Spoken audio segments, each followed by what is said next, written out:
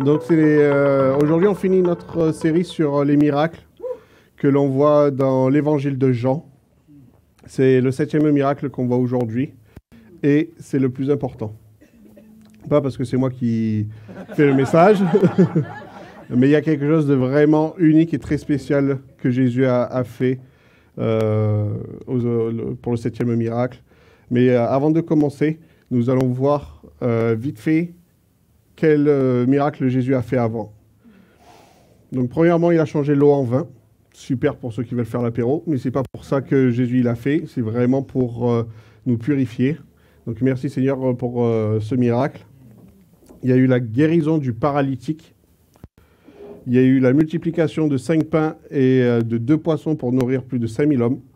La guérison du fils de l'officier royal. La guérison de l'homme aveugle. Jésus a marché sur l'eau.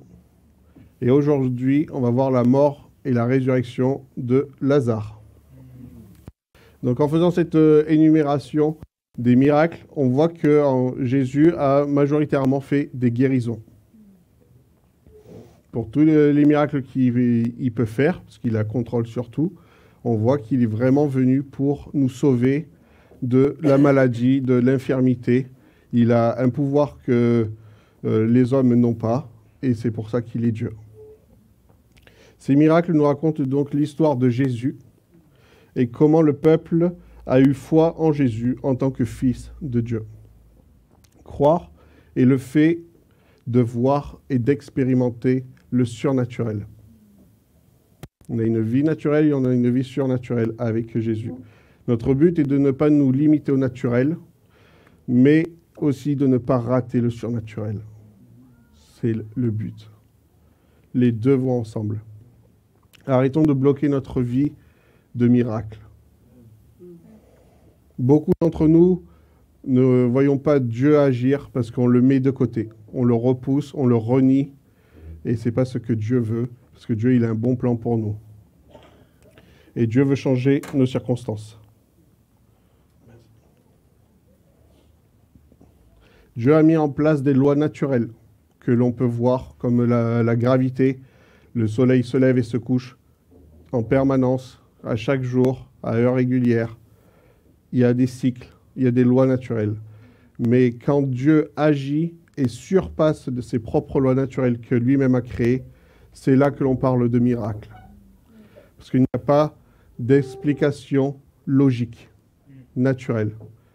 Et le miracle, c'est ça. C'est vraiment l'extravagance de Dieu. C'est là où on ne l'attend pas, il agit. Là où on croit qu'on est limité, on est bloqué, il agit. Encore et encore. Et il ne s'arrête jamais. Même quand on a des doutes, il est là.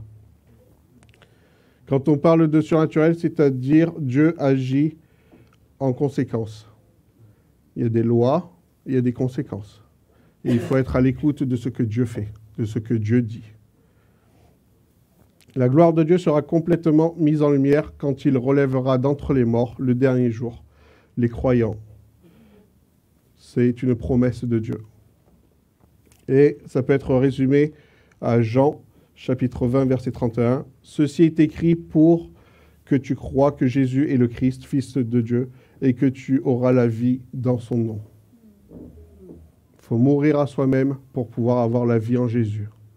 Mourir à soi-même, c'est faire confiance à Dieu et dire « Seigneur, je m'humilie devant toi, j'ai besoin de toi. Aide-moi, je te veux dans ma vie, dans mon cœur. Restaure-moi, renouvelle-moi. Change mes pensées, change mon comportement. Je veux que tout domaine de ma vie t'honore, Seigneur. » Dans Jean 11 et 12, ce sont 2 chapitres qui sont étroitement liés, car ça marque une étape nouvelle dans la vie et le travail de Jésus. Donc c'est le miracle le plus dramatique et provoquant de l'évangile de Jean. Jésus est le maître de vie et de mort et le prouve en ressuscitant Lazare. La signification de Lazare, c'est Jésus a secouru. Le vrai nom complet de Lazare, c'est Éléazar. Et pas Lazare tout seul, c'est diminutif. Mais il est préparé lui aussi à sa propre mort, parce qu'après que Jésus a ressuscité son ami Lazare, Jésus se prépare à aller à Jérusalem pour être lui-même crucifié. Il y a un plan, il y a des étapes dans chaque chose que Dieu fait. Donc nous allons voir aujourd'hui dans Jean 11, versets 1 à 45, que je vais vous lire. Désolé, ça va être un peu long, mais je vais essayer d'être le plus clair possible. Dans le village de Béthanie vivaient 2 sœurs, Marthe et Marie, ainsi que leur frère Lazare. Marie était cette femme qui, après avoir répandu une huile parfumée sur les pieds du Seigneur, les lui avait essuyés avec ses cheveux. Lazare, son frère, tomba malade. Les 2 sœurs envoyèrent donc quelqu'un à Jésus pour lui faire dire « Seigneur, ton ami est malade ». Quand Jésus apprit la nouvelle, il dit « Cette maladie n'aboutira pas à la mort. Elle servira à glorifier Dieu. Elle sera une occasion pour faire apparaître la gloire du Fils de Dieu. » Or, Jésus était très attaché à Marthe, à sa sœur et à Lazare. Après avoir appris qu'il était malade, il resta encore 2 jours à l'endroit où il se trouvait.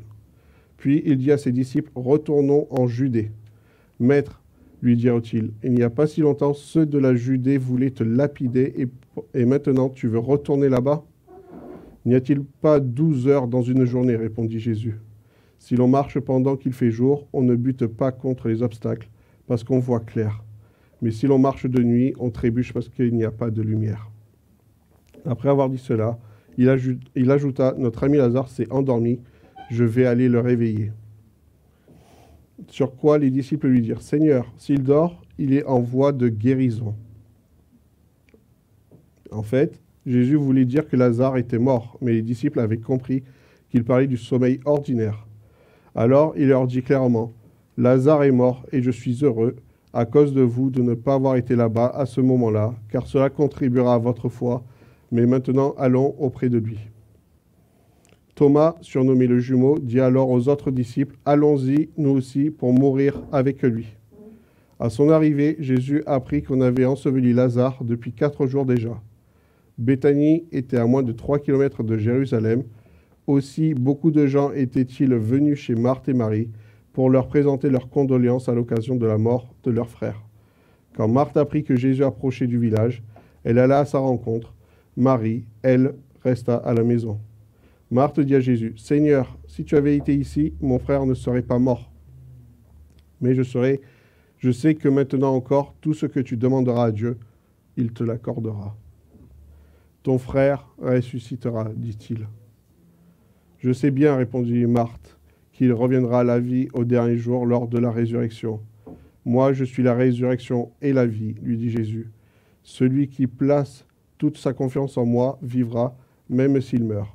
Et quiconque qui vit et croit en moi ne mourra jamais. Crois-tu cela ? Oui, Seigneur, lui répondit-elle. Je crois que tu es le Messie, le Fils de Dieu, celui qui devrait venir dans le monde.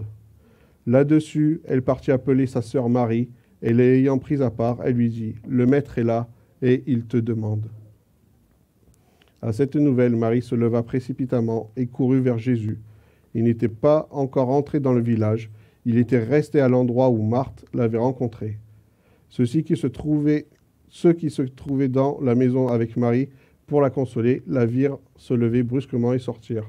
Ils la suivirent, pensant qu'elle allait au tombeau pour y pleurer. Marie parvint à l'endroit où était Jésus. Dès qu'elle le vit, elle se jeta à ses pieds et lui dit, « Seigneur, si tu avais été ici, mon frère ne serait pas mort. » En la voyant pleurer, elle et ceux qui l'accompagnaient, Jésus fut profondément indigné et ému. « Où l'avez-vous enterré ?» demanda-t-il. « Viens, Seigneur, lui répondirent-ils, tu verras. » Jésus pleura. Alors tous dirent, « Voyez comme il l'aimait. » Quelques-uns remarquaient, « Il a bien rendu la vue à l'aveugle. N'aurait-il pas pu empêcher que Lazare meure ?» Une fois de plus, Jésus fut profondément bouleversé. Il arriva au tombeau. C'est une grotte dont l'entrée était fermée par une pierre. « Enlevez la pierre, dit Jésus. » Marthe, la sœur du mort, dit alors, « Seigneur, il doit déjà sentir. Cela fait 4 jours qu'il est là. » Jésus lui répondit, « Ne t'ai-je pas dit, si tu crois, tu verras la gloire de Dieu ?» On ôta donc la pierre. Alors Jésus tourna son regard vers le ciel, dit, « Père, tu as exaucé ma prière et je t'en remercie. Pour moi, je sais que tu m'exauces toujours, mais je parle ainsi c'est pour que tous ceux qui m'entourent croient que c'est toi qui m'as envoyé. » Cela dit, il cria d'une voix forte, « Lazare, sors de là !» Et voici que le mort sortit du tombeau. Il avait les pieds et les mains entourés de bandes de lin, le visage recouvert d'un linge. Jésus dit à ceux qui étaient là, « Déliez-le de ces bandes et laissez-le aller. » En voyant ce que Jésus avait fait, beaucoup de ceux qui étaient venus auprès de Marie crurent en lui. Quelques-uns cependant s'en allèrent trouver les pharisiens et leur rapportèrent ce que Jésus avait fait. Donc l'ami de Jésus, Lazare, est malade. C'est comme ça que l'envoyé de Marthe et Marie envoie le message à Jésus. Normalement, on demande à Jésus, viens.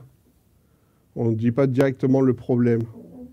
Quand on va voir quelqu'un, c'est est-ce que tu peux venir parce que... Mais là, c'est directement le problème est jeté au visage de Jésus parce qu'il y a urgence. Mais on voit le comportement de Jésus qui est vraiment inhabituel. Parce que quand quelqu'un est malade et qu'on tient quelqu'un comme c'est décrit là dans ce passage, on court vers la personne, on va aller le voir. Mais Jésus, lui, il attend 2 jours avant de se déplacer. Pas parce qu'il manque d'amour envers Lazare, mais c'est parce qu'il a un plan. Et Dieu le Père a un plan et il veut faire le plan du Père et pas le plan des hommes. Jésus donc se sert de cette situation pour révéler qui il est d'une manière dont il n'avait jamais fait auparavant. Même si ses disciples, ses amis proches, sont inquiets, Jésus ne bronche pas. Il attend, il est patient. C'est les qualités de l'Esprit Saint de Dieu. Quand on nous dit qu'il faut vite agir dans la précipitation, c'est souvent pas de la main de Dieu, de la parole de Dieu.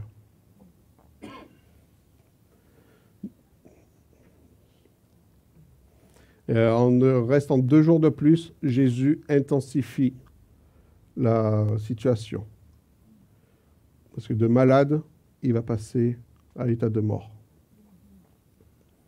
Quand Jésus nous parle des 12 heures dans la journée, il fait un enseignement à ses disciples, dans le sens où ceux qui sont avec lui, qui marchent avec lui, sont dans la lumière, et ceux qui ne croient pas en lui marchent dans les ténèbres et ils vont trébucher encore et encore.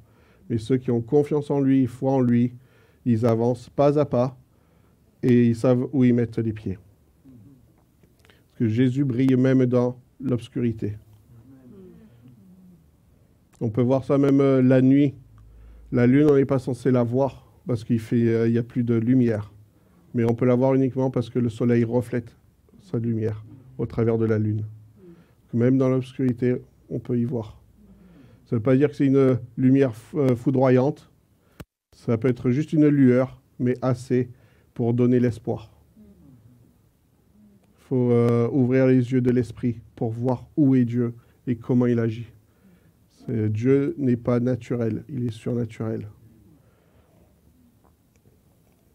Donc les disciples, quand Jésus leur dit qu'il dort, ils pensent vraiment qu'il dort d'un petit sommeil de bébé. Et Jésus a essayé de la manière douce et calme, gentille, de dire « T'inquiète pas, il dort ». Et puis, voyant qu'ils ne comprennent toujours pas, là, il y va pas avec le dos de la cuillère et il dit « Non, mais les gars, il est mort ». Et je suis heureux parce qu'à cause de vous, je vais aller et me révéler.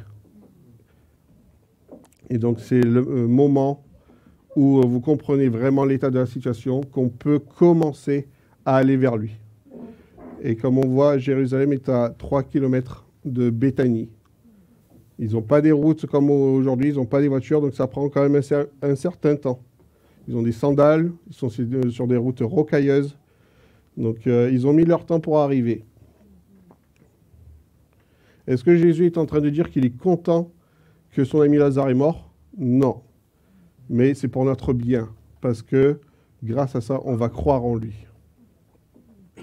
Et à partir du verset 20, on voit que Marthe confronte Jésus en dehors du village. Elle n'a même pas laissé le temps de rentrer dans le village de Béthanie, qu'elle va le confronter. Et là, on voit qu'il y a un changement dans le cœur de Marthe. Parce qu'au chapitre d'avant, Marthe et Marie accueillent Jésus chez elles. Et Marie reste au pied de Jésus à écouter les enseignements. Et Marthe s'agite pour faire les tâches ménagères, pour servir. Et se plaint à Jésus en disant « Hey, tu peux pas dire à ma sœur qu'elle se mette un peu à la tâche avec moi ?» Et Jésus lui répond « C'est là où elle doit être. C'est elle qui a compris ce qui était le plus important. De rester auprès de moi et de ne pas m'agiter. » Et là, on voit du coup que c'est Marthe qui fait le premier pas vers Jésus dans ce passage et pour le confronter. Et du coup, elle a de la colère, de la frustration. Elle ne comprend pas pourquoi Jésus n'est pas venu plus vite. Donc, elle est pleine de reproches. Personnellement, je ne me verrais pas confronter Jésus comme ça.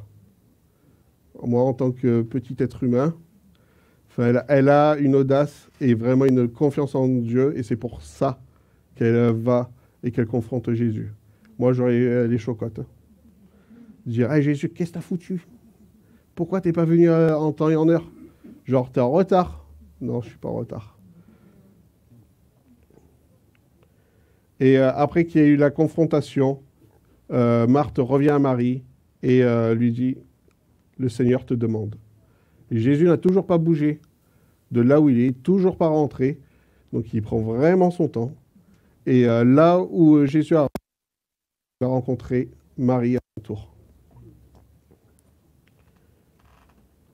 Et il y a une foi qui est vraiment importante, mais pas assez dans Marthe, au verset 22, quand il dit « Mais je sais que maintenant encore, tout ce que tu demanderas à Dieu, il te l'accordera. » Mais en même temps, elle a un doute au verset 24, parce qu'elle fait comprendre que Jésus a un certain pouvoir, mais pas assez pour ressusciter là, maintenant, son frère.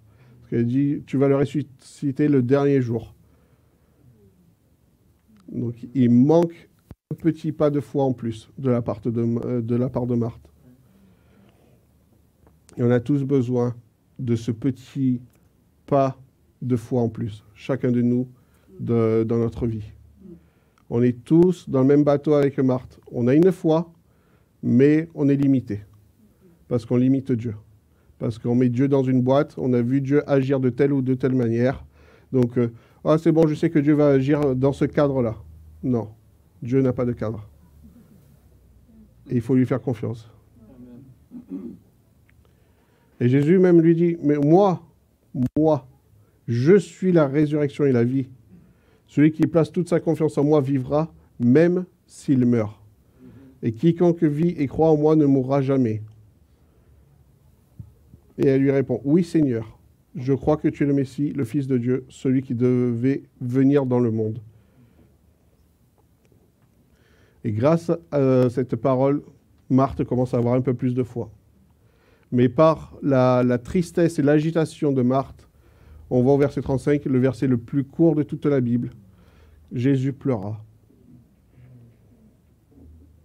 Ce n'est pas anodin que Jean nous a relaté cette scène juste à ce verset, au verset 35, Jésus pleura. Jésus est fils de Dieu, mais il est aussi homme, et là c'est son cœur d'homme qui pleure, c'est sa chair. De voir la détresse de ses amis, la peine de ses amis, le deuil, là il est profondément impacté.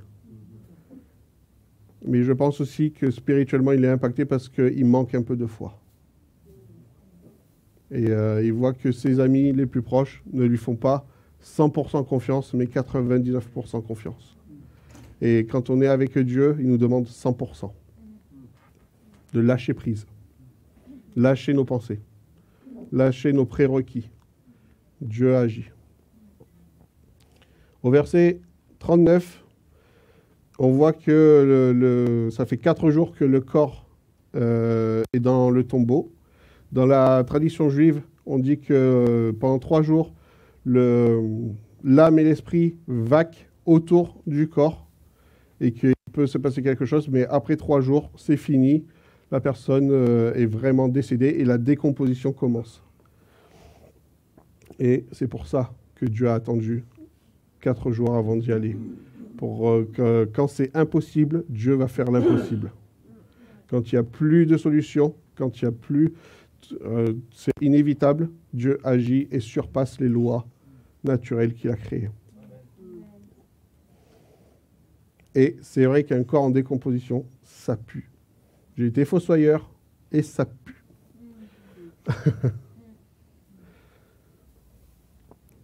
Le pouvoir de Dieu ne peut être aperçu uniquement si on a la foi en Dieu. Et Jésus demande qu'on enlève la pierre. Il donne un ordre, parce qu'il est Seigneur. Il n'est pas seulement sauveur ou guérisseur, comme on a vu avec tout ce qu'il a fait, mais il est sauveur. Donc il donne un ordre, et quand il y a un ordre, il y a une action qui en découle. Jésus, au commencement, à la Genèse, et Dieu n'ont pas fait grand-chose. Ils ont dit des choses. Et avec l'autorité qu'ils ont, ça a produit la création. La terre, les mers, les animaux, nous les hommes. C'est Dieu ne fait pas. Il dit et ça se passe. Parce qu'il a l'autorité suprême. Et on voit ça dans Genèse chapitre 1, mais aussi on voit dans l'évangile de Jean. La parole était Dieu, la parole était avec Dieu au commencement. Et on voit que Marthe et Marie sont allées avec des accompagnants au tombeau. Pourquoi? Parce qu'on a besoin d'aide. On a besoin d'aide dans notre vie. On n'est pas là pour vivre seul dans notre tempête.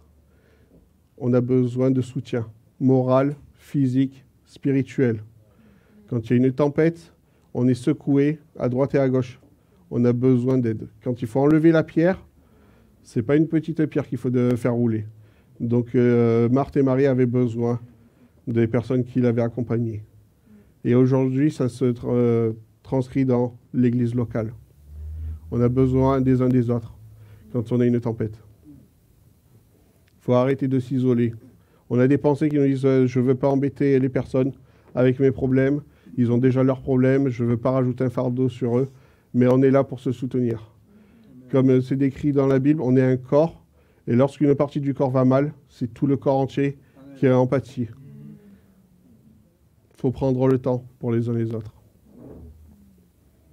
Peu importe la douleur, Dieu guérit et Dieu se manifeste au travers des uns et des autres. Un mot d'encouragement, un toucher d'amour.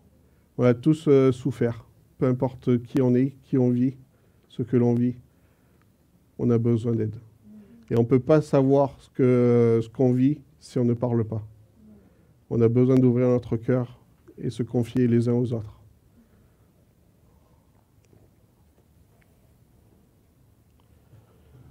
Marthe fait une remarque à Jésus quand Jésus donne l'ordre d'enlever la pierre, avec sa réflexion humaine, en disant qu'il est trop tard et qu'il va puer le corps. Comme si Dieu ne savait pas l'état de son ami Lazare. Le Dieu qui a tout créé, Marthe interfère l'ordre. Il y a encore un manque de confiance de qui il est.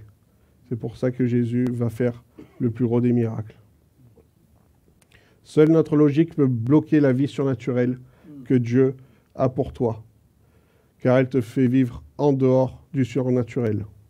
Dans le naturel, tu vois, donc tu crois. Alors que dans le surnaturel, si tu crois, tu verras.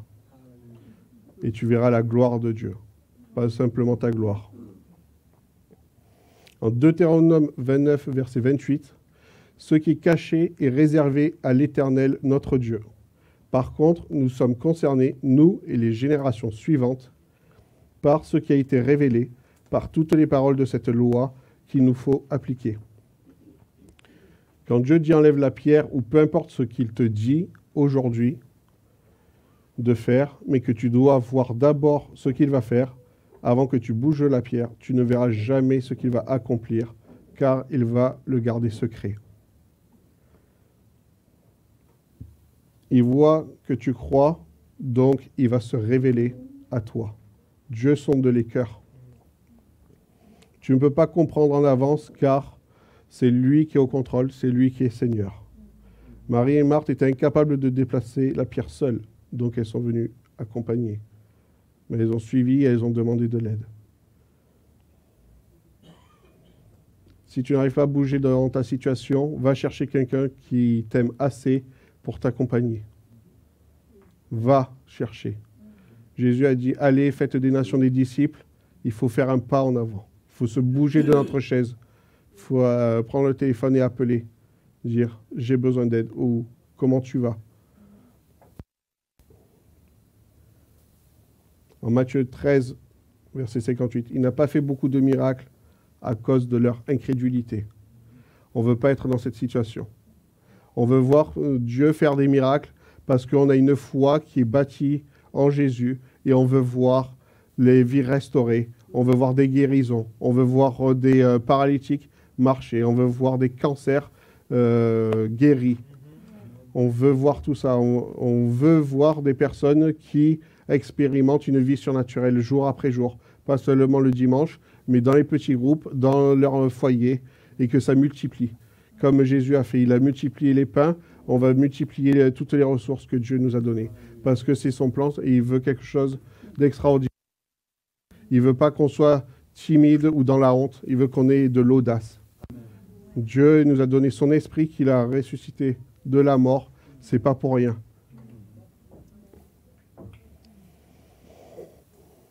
Le pouvoir de la résurrection de Jésus ne s'arrête pas par le fait de croire, mais plutôt ceux qui croient sont appelés à participer dans la mission de restaurer les vies.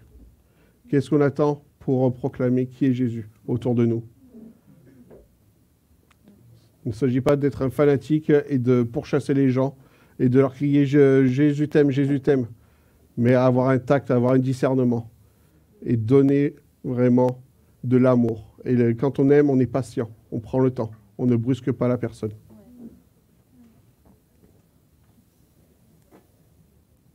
Cela demande parfois de faire des choses difficiles physiquement et spirituellement.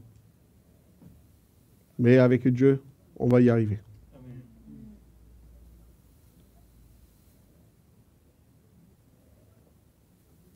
Quand Marthe était confrontée à Jésus, c'était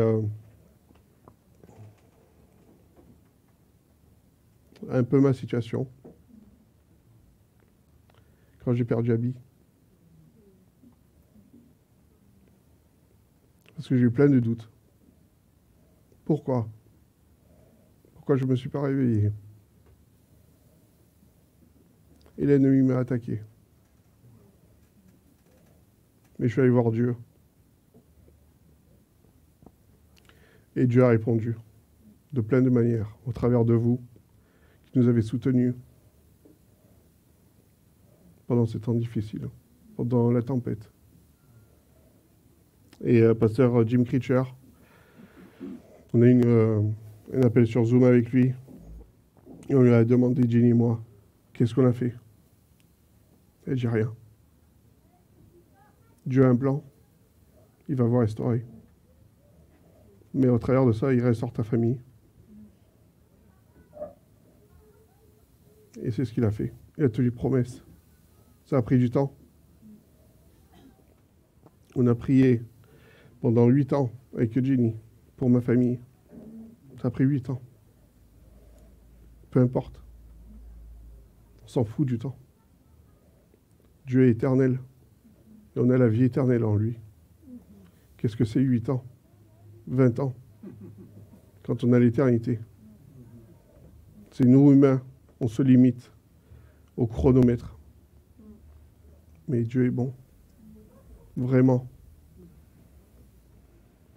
Dieu a fait des miracles du début à la fin. Même si on ne mérite pas, il est là. Il agit. Amen. Amen. Donc il faut qu'on se lève et qu'on ait la foi d'affronter ensemble, main dans la main, nos tempêtes. Dans l'évangile de Matthieu, quand les disciples ils sont montés dans la barque qui avait la tempête, qu'est-ce qu'il a fait Jésus? Il dormait. Il ne s'est pas agité. Arrêtons de s'agiter. Vous me connaissez, je suis quelqu'un qui aime être à l'heure. Je dois être un peu allemand quelque part dans mes gènes. Et Jenny, floridienne qui... l'horloge glisse sur sa peau. Comme si elle avait de l'huile de coco, ça glisse. Il n'y a aucun impact de l'horloge. Et ça me montre que des fois, je valide. Mais ça nous montre que des fois, on se met à la précipitation par rapport au timing. Mais ce n'est pas tout le temps nécessaire.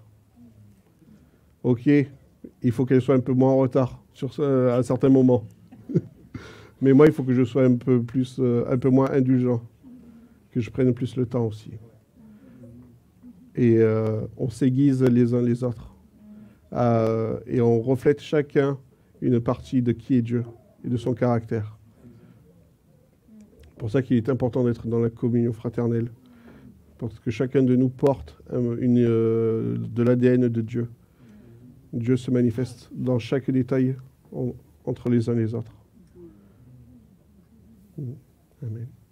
Je vais prier pour conclure. Merci Seigneur pour qui tu es. Merci pour ta parole qu'on a accès aujourd'hui. Merci qu'on te fasse de plus en plus confiance, Seigneur. Qu'on ne te limite pas à notre logique naturelle, Seigneur, mais qu'on voit le surnaturel se manifester en permanence. Merci Seigneur que tu touches les cœurs des personnes aujourd'hui qui sont là, dans la salle, sur Internet, Seigneur. Tu es le Dieu de miracles, Seigneur. En ressuscitant Lazare de la mort, tu as montré quelle était ta puissance, Seigneur. Tu es la vie et tu as la puissance sur la mort, Seigneur. Et tu as ressuscité ton ami Lazare. Tu l'as délié, Seigneur. Tu as parlé avec autorité et ton ami Lazare est ressuscité. Merci que nous-mêmes, aujourd'hui, on est ressuscités, Seigneur, parce que tu nous as appelés par notre nom. C'est toi qui es notre Père et tu veux le meilleur pour nous. Merci, Seigneur, pour la réconciliation. Merci pour l'amour qu'on se donne les uns les autres. Merci qu'on n'ait pas un esprit d'incrédulité, Seigneur, mais que vraiment tu nous donnes encore plus de foi. Donne-nous, Seigneur. Merci qu'on est demandeur de plus de toi, Seigneur. Merci qu'on n'est pas satisfait de là où on est avec toi. Que, Seigneur, tu te révèles, que tu te manifestes au travers de nous, au travers de ta parole, Seigneur. Que ton esprit vienne, Seigneur. Que tu nous donnes la révélation, renouvelle nos pensées. On s'attende à une manifestation de toi, Seigneur, comme on n'a jamais vu auparavant, comme tu as fait dans ce passage. Tu n'avais jamais ressuscité quelqu'un de la mort, Seigneur, et on veut voir ça aujourd'hui dans les rues de Marseille. Tous les morts spirituels et naturels, Seigneur, on veut les voir ressusciter, Seigneur. On veut voir plus de personnes qui te louent. Seigneur, on veut voir cette salle encore plus remplie de toi, de personnes qui sont là pour te louer, t'honorer, te glorifier, Seigneur. Seigneur, tu prends soin de nous. Tu guéris, tu consoles. Yahweh, tu es. C'est la signification du nom un des noms de Dieu en hébreu. Yahweh, tu es. Comme on a chanté tout à l'heure, tu es mon Père. Je suis ton Fils. Vous êtes les enfants de Dieu.